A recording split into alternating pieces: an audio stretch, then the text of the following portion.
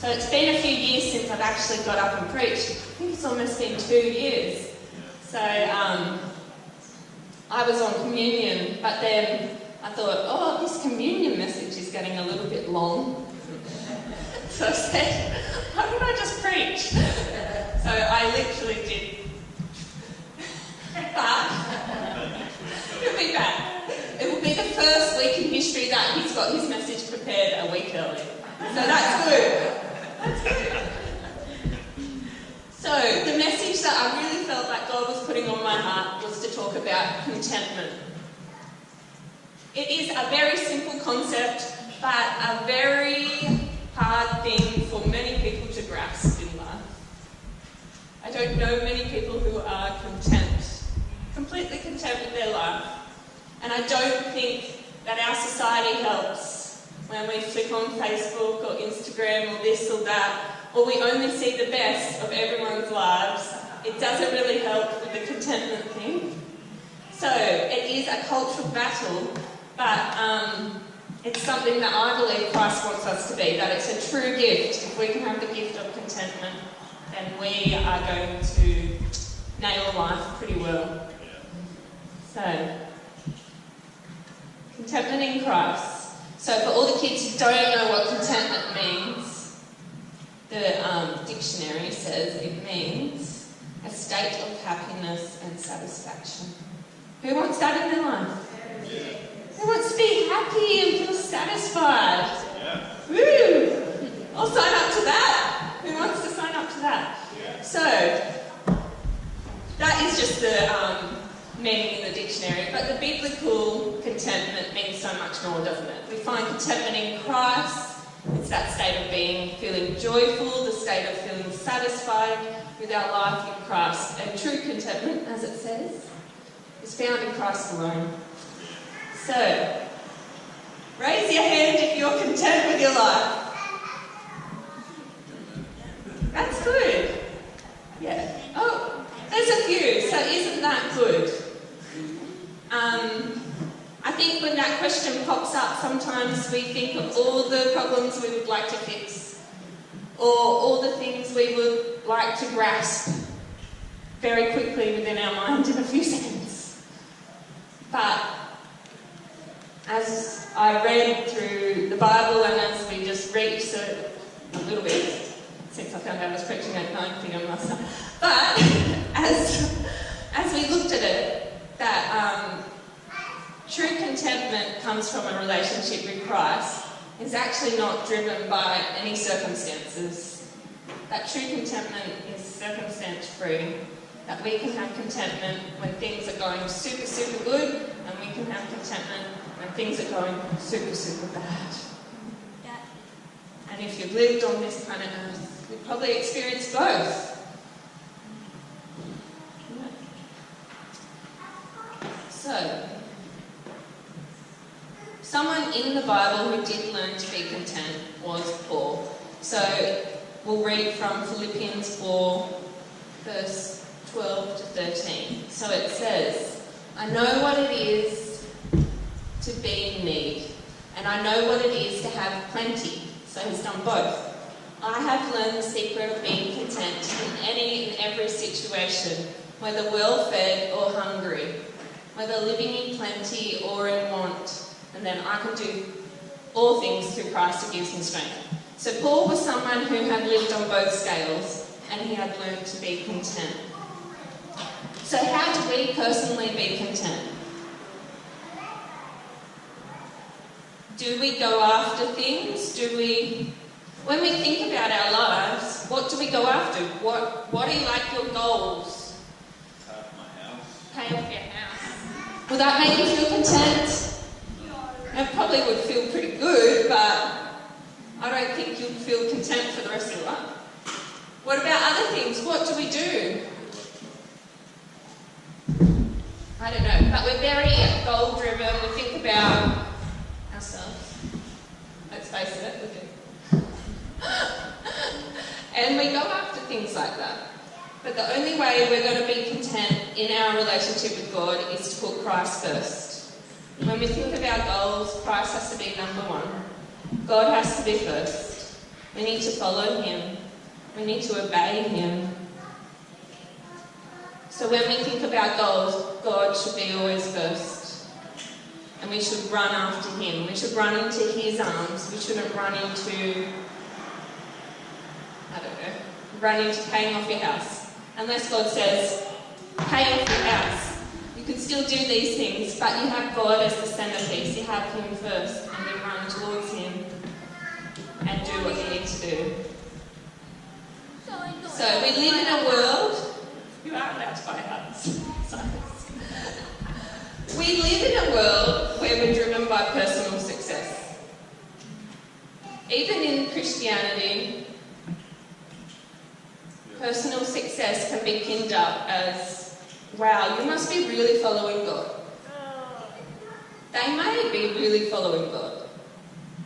But the person living in poverty with no success may also be really following God. And I think God was saying to me, we can't let the results be what we are running after. We need to run after God wholeheartedly and just let the results be the results. You might end up a multi-billionaire and still follow God. You might end up in the gutter and still be following God. Probably not in Australia. We're blessed. You may end up in a Centrelink queue and still be following God. Which is true. And it's like such a reality check for our Western culture where we run after money, we run after success, we run after this, that, everything else. I'm not saying these things are bad. There's wonderful, amazing millionaires who are generous and give. They're not bad. But we have to run after God first. We have to hear what he's saying to us and we have to be obedient. If we are able, this is a good test. If you are really wealthy, if you're able to lay things down and be prepared to let it all go for God, then you're still following God. If you're like trying to hold on to it kind of tightly, I mean, you don't need to have heaps to even have that thing. I mean, I have that challenge, trying to hold on to things. But we have to prepare to just land in and follow him. Let God be our God.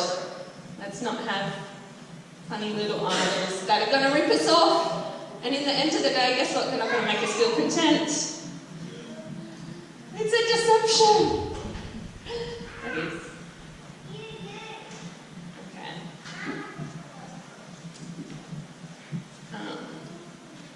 Yeah. But I don't want you to think these things are bad. I just want you to realise that we need to put God first as we run after things. Okay. So Paul was the guy who was content, right? He was the one who mastered that, felt pretty good with his life. So should we hear about his life? Yeah. Let's hear what a content life feels like, huh? Yeah. Okay. So in 2 Corinthians 11:22-28, so he starts off boasting and he says, are they Hebrews? He's like, so am I. Because that was a good thing. Are they Israelites? So am I. Are they Abraham's descendants? So am I. Are they servants of Christ? And then he says, I'm out of my mind to talk like this. I am more, he says. He says, I have worked much harder. I've been in prison more frequently. I've been flogged more severely, and I've been exposed to death again and again. 5 times I have received from the Jews the 40 lashes minus 1. 3 times I have been beaten with rods. Once I was pelted with stones. 3 times I was shipwrecked. Like 3 times. I spent the night and a day in an open sea. Now that's got to be like, that's like my nightmare to be stuck out at sea. Anyway, I have been constantly on the move. I have been in danger from rivers, in danger from bandits, in danger from my fellow Jews, in danger from Gentiles. So where does he fit?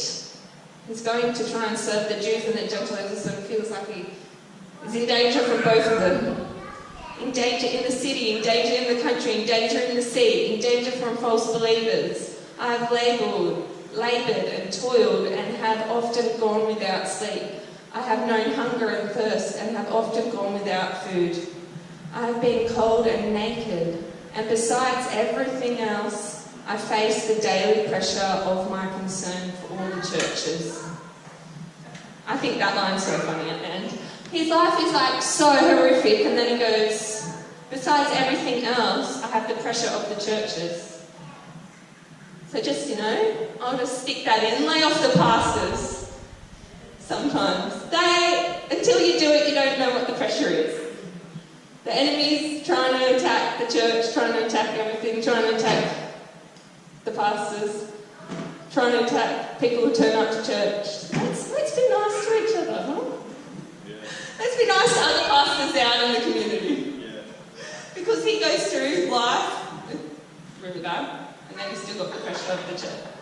So this is the recipe to contentment. Who wants it? Everyone was signing it up for it at the start. Who wants it now? Oh, we've got a volunteer. Now, I'm not saying you need to go through all this to be content. I'm just trying to say that contentment is not circumstantial. You can have the best life. You can have everything going for you, and you can be content, or you can live like this and find contentment. So how are we going to live our life? And who and what are we living for? As Christians, we should go after God wholeheartedly. So as you might know, I had surgery coming up 2 years in March for my back. Now, I don't live in as much pain anymore. Praise the Lord. Am I happy? Yes. Am I very thankful to God for the way He has healed me and used the medical world and done many things so I can be better? Yes. I'm not fully healed. That's true. I'm not 100%. But I am doing much, much better. I enjoyed these summer holidays so much, being able to go out with the kids and snorkeling and swimming and jetty jumping and bike riding, things which I would dream of the year before and the year before. So I'm very thankful to everyone who supported me in getting me to America, because it was amazing. Yes. But as I live now and as I lived back then, my relationship with Christ doesn't change. I still had a close relationship when I was in massive pain. And I still have a close relationship now. I'm not in massive pain. What one would I choose? No pain for sure, 100% every day. But I'm just saying that we can still live in a close relationship, whatever we go through. However we live. That the greatest gift in life is not all the riches in the world, or to be on the top of the social world, or to have the most Instagram followers, or to have 100% health, although I like that idea. All those things are good things. They're not seen as bad things. But the greatest gift we can have on earth is to be close to God. To be close to His Spirit. To find Him. And that's where we'll find contentment. So Jesus came to earth. Do you know what? He was the perfect human being. He was the most loving, most generous, most honest, most non-self-seeking person that ever walked the earth. Do you know what humanity did to him? They murdered him. So if we think we're going to be Christ-like and walk out Christ's love, bit of a reality check of how we might be treated. So we are to be like Christ. He was completely perfect, and yet people called him Satan. People just abused him studying, and as Austin prayed in the prayer meeting, he just kept on loving people. As he was being murdered up on the cross, he prayed for the people killing him. Like, I'm sorry, but I'm not there yet. Hopefully I could be like that. When someone's mean to me and all that, my instant reaction's not always I love you, but it's getting better. But that's what we're challenged to do. But obviously he loved us so much that he died. He wants us to be truly content. And if we keep on doing it the world's way, we're probably not going to find it. But if we run into God's arms and find him first,